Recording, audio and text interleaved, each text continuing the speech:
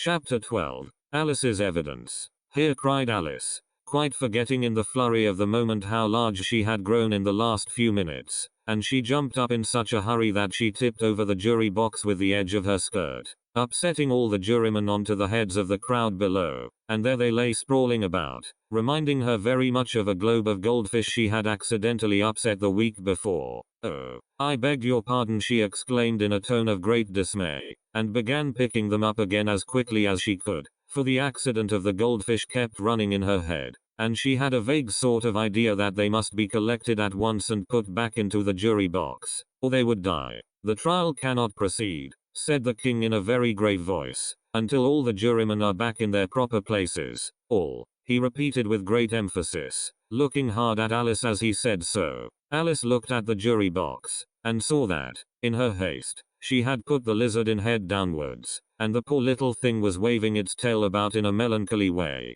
being quite unable to move. She soon got it out again, and put it right. "Not that it signifies much," she said to herself. "I should think it would be quite as much use in the trial one way up as the other." As soon as the jury had a little recovered from the shock of being upset, and their slates and pencils had been found and handed back to them, they set to work very diligently to write out a history of the accident, all except the lizard, who seemed too much overcome to do anything but sit with its mouth open, gazing up into the roof of the court. "What do you know about this business?" the king said to Alice. "Nothing," said Alice. "Nothing whatever," persisted the king. "Nothing whatever," said Alice. "That's very important," the king said, turning to the jury. They were just beginning to write this down on their slates, when the white rabbit interrupted. "Unimportant, your majesty means, of course," he said in a very respectful tone, but frowning and making faces at him as he spoke. "Unimportant, of course, I meant," the king hastily said, and went on to himself in an undertone. "Important, unimportant, unimportant, important," as if he were trying which word sounded best. Some of the jury wrote it down important, and some unimportant. Alice could see this, as she was near enough to look over their slates, but it doesn't matter a bit, she thought to herself. At this moment the king,